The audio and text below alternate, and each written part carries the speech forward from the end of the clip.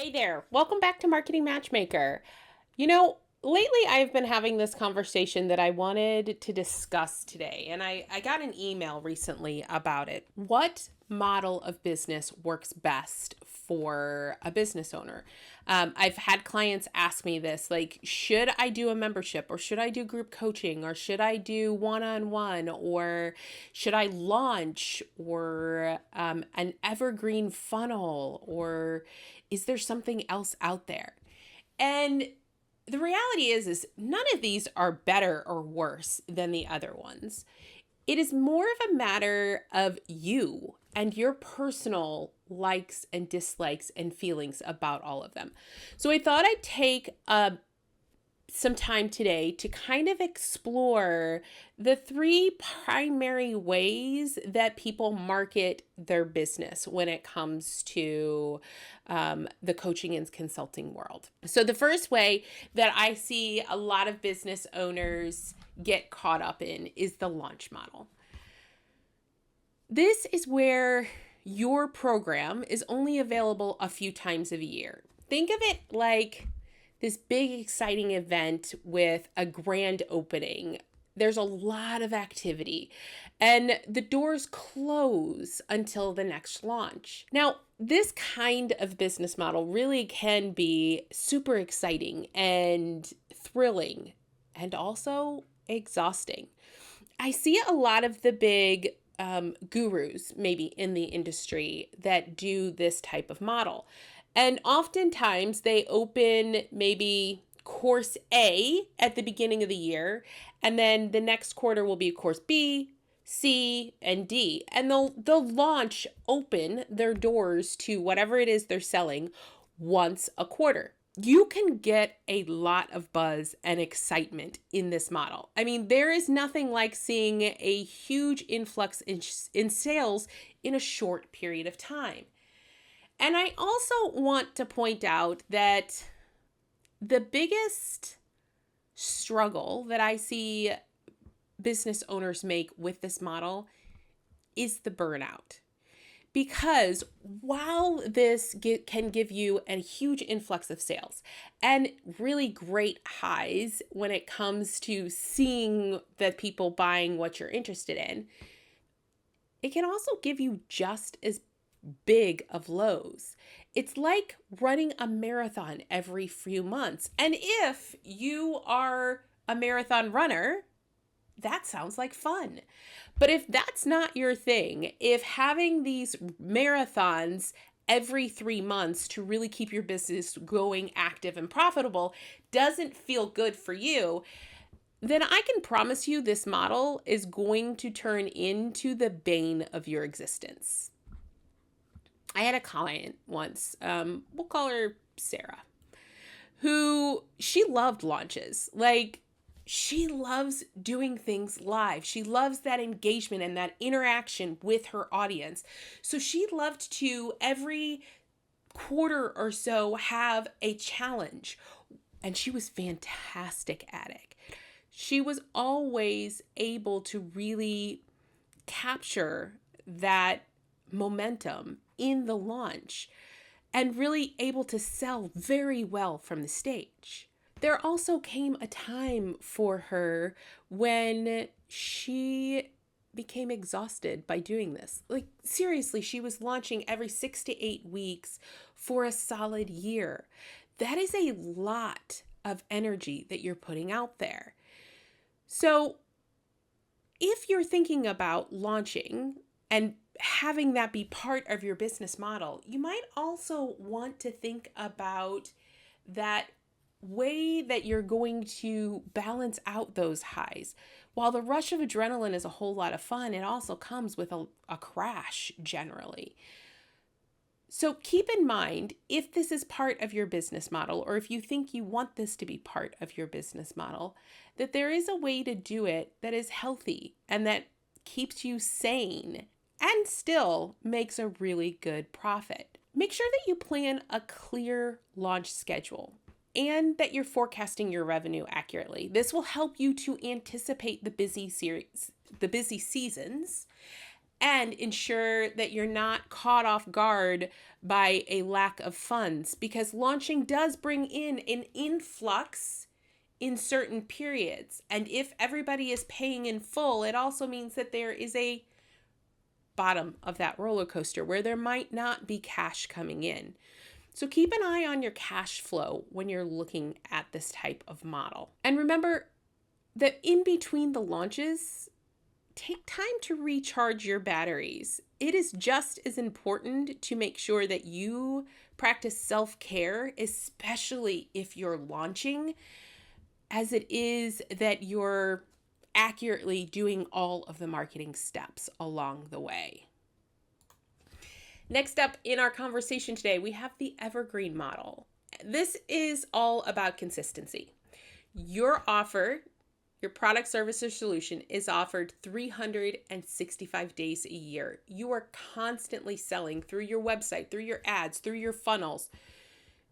And that sounds like the ideal path and works for a million entrepreneurs out there. It keeps your offer out there in front of people all of the time.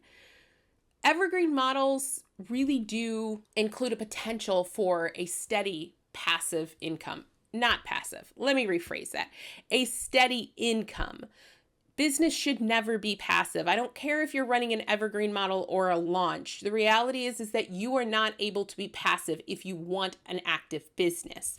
That being said, it can definitely create a steady income stream that you don't necessarily have to think about every day.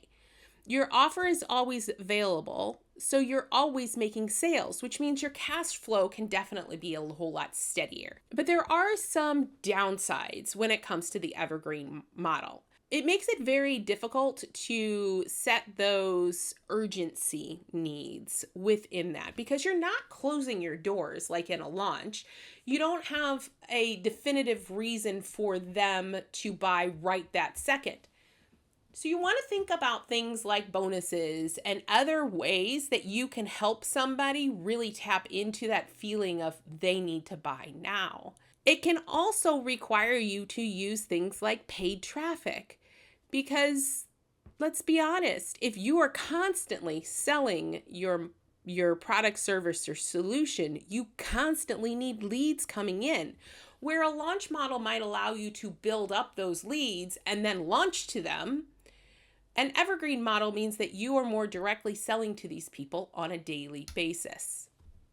So it can definitely be a little more expensive to run an evergreen model.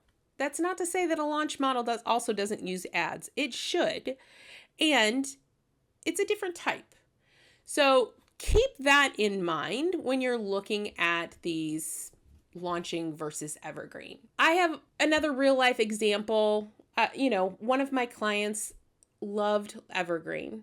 She just wanted to put something up there and have people be able to buy it for the long term. It was a process to get to the point where she was able to set it and forget it. And I say that in air quotes for a very specific reason. You should never actually set and forget your marketing. However, dialing in the messaging on an evergreen model and tweaking it along the way definitely helps to keep your business effective and growing. It also allowed her to use ads to kind of test messaging along the way. Because she was constantly getting sales and not focused on a specific launch, she could continue to tweak one message over time, whereas oftentimes a launch may be different products across the 3-6 months, whatever your launch cycle is. Tweaking and growing and really refining an evergreen funnel does take time. And it is totally worth it, because once it's done, it's done. And while you're always going to look at the metrics to make sure that it's still working, it can definitely be a productive way to bring in sales. Now, I will say it is also easy to get disheartened if the sales are trickling in slower than you would like. Where a launch gives you a large rush of cash, or at least that's the idea of it, in a short period of time, an evergreen model is more of a slow growth where you have steady sales coming in. That's the ultimate goal. So you want to make sure that you can stay motivated and on top of this funnel to keep it growing. To really succeed with an evergreen model, you need to fall in love with your product and with the funnel, as well as things like social media and ads. You want to make sure that you're investing in high quality content and creative, and being prepared to spend time really analyzing and adjusting your strategy all along the way. Patience and persistence is key in this model. While there may not be that rush that you get with a launch, it does provide you with that steady stream of income that I think a lot of people are looking for. And the last model I wanted to touch base on today is more of a continuity model. This is where you offer a membership or a retainer or a subscription. It's where clients are paying you monthly. And it is also a fantastic way to set up a steady stream of recurring revenue. You can really create predictable income here and the potential for long-term relationships with your customers. And I will also say that the downside of this type of model is turnover of clients. It is a constant battle to make sure that you are staying at the top of whatever your numbers are. You want to make sure that you're keeping your clients engaged and preventing cancellations. And that can oftentimes be tough because, let's be honest, especially in like a membership or a subscription, you don't necessarily control how they are interacting with you. It's kind of a evergreen type, but it's a little less hands-on. It's a little more hands-off on creating this type of model. I've had clients do this in the past. They love the idea of a membership. What they tend to not understand is the amount of work that it takes to really keep a membership alive and active. It is definitely not a set it and forget it. And I will tell you right now that oftentimes that customer who's only paying, let's say, $47 a month is actually probably going to be more demanding than the customer that's paying you $4,700 a month. Having customers opt in to a membership or a subscription of some kind can be just as big of a struggle as a launch or an evergreen funnel can be.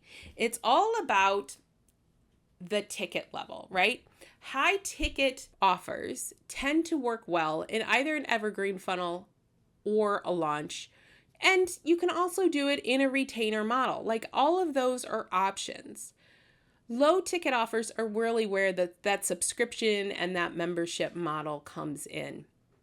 And I know for some of my clients that while they are really excited for every time someone opts into their membership or their subscription, they are also equally heartbroken every time someone cancels.